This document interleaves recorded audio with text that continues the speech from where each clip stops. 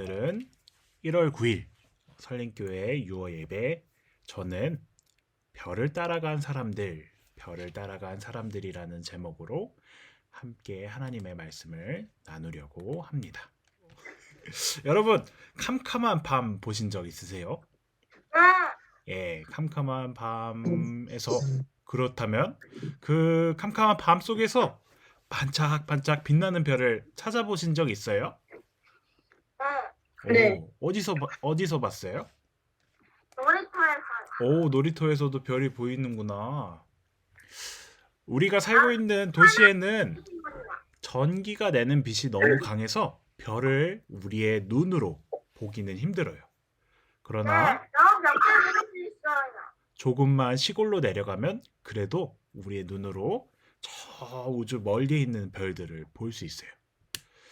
밤하늘 별을 보려는 사람들은 밤하늘 별을 보려는 사람들의 노력은 오랜 시간 계속됐어요.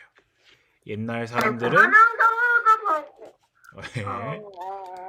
네, 아유, 걱정인데요. 네, 음소거를 할게요. 네,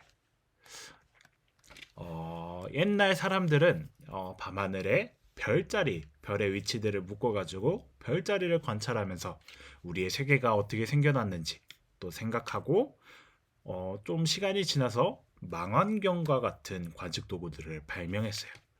그리고 그 노력이 지금까지 이어져서 얼마 전에 제임스 웹 망원경이라고 부르는 이 망원경을 우주로 쏘아 올렸어요. 그 전까지는 우주에서 관측을 도와주는 허블 망원경보다 100배의 성능을 가지고 있는 이 망원경을 통해 이제 우리 인간은 더 먼 우주까지 보고 관찰하며 그동안 알지 못했던 우주의 신비들을 하나 둘씩 발견할 수 있을 거예요. 별자리부터 제임스 웹 망원경까지 아주 옛날부터 지금까지 오랫동안 사람들은 밤하늘을 보고 우주를 관찰하고 공부를 하고 있어요. 그리고 오늘 우리가 함께 나눈 말씀 속에서 우리가 함께 나눈 말씀 속의 사람들도 마찬가지로 매일 밤 하늘을 관찰하고 공부했었어요. 그렇다면 오늘은 어떤 이야기가 시작되는지 함께 나눠 볼까요? 이스라엘 동쪽 먼 곳에는 어떤 사람들이 있었어요.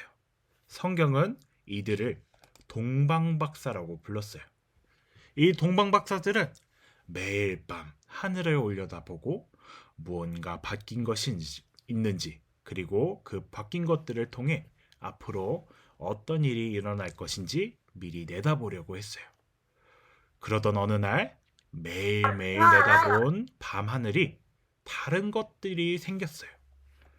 뭐냐면 커다란 별 하나가 생긴 것이 그들의 눈에 보이게 된 것이에요. 오랜 시간 동안 우주를 관찰하고 연구했던 이 동방박사들은 이 별이 이스라엘 유대 땅에 새로운 왕이 태어났다는 것을 알려주는 별이라는 사실을 알게 되었어요. 그래서 그들은 얼른 짐을 싸고 낙타 위에 올라가 별을 따라 이스라엘을 향해 먼 길을 떠났어요. 그런데 유대인의 왕을 만나기 위해 이 동방박사들은 어디로 가야 할까요? 당시 이스라엘 왕이 있었던 이스라엘의 수도 예루살렘으로 가야 했죠. 그런데 그렇게 별을 따라 동방박사들이 예루살렘에 도착하고 나니 사람들이 깜짝 놀라며 이리저리 분주하고 웅성웅성 서로 말하고 있었어요. 과연 무슨 일이 벌어지고 있는 것일까요? 동방박사들은 당연히 이스라엘의 왕, 유대인의 왕이 있을 것이라고 생각했던 예루살렘에 들어와 유대인의 왕으로 태어나신 이가 어디 계십니까? 라고 물었어요. 그런데 그 말을 그때 당시 유대인의 왕으로 있었던 헤롯의 귀에 들어가고 헤롯 왕은 많이 당황했어요. 왜냐하면 헤롯 왕은 그때 당시에 유대인의 왕이긴 했지만 유대인이 아니었기 때문이에요. 이제 곧 있으면 우리나라의 새로운 대통령을 뽑게 되는데 만약 우리나라 대통령으로 일본 사람이나 중국 사람과 같은 다른 나라 사람이 뽑히면 될까요? 안 될까요? 안 돼요. 네. 마찬가지로 이스라엘 주변 이둠의 사람이었던 헤롯 왕은 로마 황제에게 잘 보여서 이스라엘 땅을 자신이 다스릴 수 있도록 허락받았어요. 그래서 헤롯 왕은 유대인들의 환심을 사기 위해, 그 마음을 사기 위해 번쩍번쩍한 성전을 지어주는 동시에 자신에게 반대하는, 자신에게 반기를 드는 이스라엘 사람들을 잡아내기 위해 눈에 불을 켜고 있었어요. 그런데 그때 동방 박사들이 예루살렘으로 와서 유대인으로 태어나신 이가 어디에 있느냐 물어보는 것이 아니겠어요? 당황한 헤롯 왕은 동방 박사들 앞에서는 이제 티를 내지는 않았지만 제사장과 서기관을 불러 구약 성경에는 유대인의 왕이 태어날 곳이 어디라고 기록되었는지 살펴보게 했어요. 그러자 제사장들과 서기관은 유대 땅 베들레헴에서 태어난다고 예언서에 기록되어 있다고 왕과 박사에게 알려주었어요. 어이고. 네. 헤롯 왕은 나쁜 마음을 품고 박사들에게 그 아기를 만나게 되면 자신에게 돌아와 그 아기가 어떤 아기인지 알려달라고 말했어요. 그리고 이 동방 박사들은 자신의 정확한 목적지, 참 유대인으로 왕으로 나신 이가 계신 베들레헴을 향해 다시 길을 나섰어요. 그리고 한 걸음 한 걸음 베들레헴 마을에 거의 다다르자 그들이 여태 따라가던 별이 한 집 위에 턱 멈춰섰어요. 그들은 자신들이 목적지에 도착한 것을 알고 아주 크게 기뻐했어요. 동방 박사가 그 집에 들어가니 드디어 그들이 찾았던 어머니 마리아와 함께 있는 아기 예수님을 만나게 되었어요. 그들은 아기 예수님께 엎드려 경배하며 아주 귀하고 값비싼 황금과 유향과 모약을 드렸다고 해요.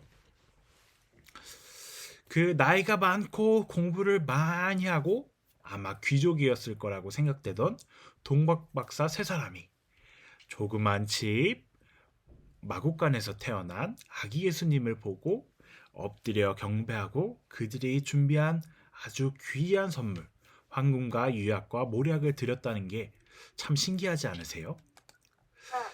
예. 그리고 예수님을 만난 그 밤 꿈에서 헤롯이 있는 예루살렘으로 돌아가지 말라는 하나님의 지시를 받아 동방 박사들은 다른 길로 자신의 나라로 돌아갔다고 성경은 기록하고 있어요. 이때 동방 박사들이 따라왔던 그 별은 어떻게 되었을까요? 그 별이 사라졌을 수도 아니면 그들의 머리 뒤쪽에서 아직 반짝반짝 빛나고 있을 수도 있어요. 그러나 그들은 그 별을 뒤로하고 자신의 집으로 돌아갔을 거예요. 그들이 따라가던, 그들이 쫓던 별이 사라져도 그들은 두려워하지 않았어요. 왜냐하면 동박 박사들은 눈에 보이는 별뿐만이 아니라 진짜 별이 가리키는 것, 유대인의 왕으로 나신 아기 예수를 보고 난 후 그 아기 예수를 통해 만들어 가실 하나님의 역사를 그들의 눈으로 보았기 때문입니다. 이제 그들의 마음속에는 밝게 반짝반짝 빛나는 진짜 별을 품고 자신의 고향 땅으로, 자신의 나라로 돌아갈 수 있었어요. 이번 주부터는 예수님이 세상에 드러나신 이 땅 위에 나타나신 것을 기념하는 주연절이 시작되어요. 주연절은 예수님의 탄생하신 크리스마스 성탄절과 고난을 받으시는 사순절 사이에서 예수님의 일생, 예수님이 따라가신 발걸음을 따라가는 절기예요. 예수님의 나타나심을 기념하는 주연절이 시작하는 이때 이 땅 위에 오셔서 우리와 함께 계신 예수님을 마음에 품어봅시다. 우리에게 진짜 왕으로, 진짜 별로 오신 예수님을 우리 마음속에 품고 예수님의 발자취를 따라가며 살아가는 이 주연절 기간이 되길 바랍니다. 그렇게 되길 기도하면서 우리 함께 입술로 앞에 나온 별이신 예수님을 우리 마음속에 품고 살아가요 라는 말을 고백하면서 함께 기도하도록 하겠습니다. 시작. 별이신 나를 예수님이 예수님을 우리 마음속에 품고 살아가요. 아멘. 그렇게 되길 바라며 우리 마음 모아 함께 기도할까요? 두 손을 모으고 눈을 감고 하나님께 기도하도록 하겠습니다. 우리를 위해 이 땅에 오신 하나님, 우리가 오늘 별을 관측했던 동방박사의 이야기를 함께 나눴습니다. 그들이 별을 따라 먼 길을 오고 결국에 예수님을 만났을 때 그들의 나이가 어떠하든지 그들의 지위가 어떠했든지 아기 예수님을 보고 엎드려 경배한 그 마음처럼 우리 마음속에 예수님을 모시고 그 예수님께 엎드려 경배할 수 있는 믿음을 우리 친구들에게 주세요. 그리고 예수님이 나심을 기억하는 절기인 주연절 기간 동안 우리 친구들이 마음속에 우리의 진짜 별, 우리의 진짜 왕이신 예수님을 품고 예수님의 발자취를 따라 살아갈 수 있도록 하나님, 우리 친구들과 함께하여 주세요. 그렇게 되길 간구하며 이 모든 기도 예수님의 이름으로 기도드립니다. 아멘.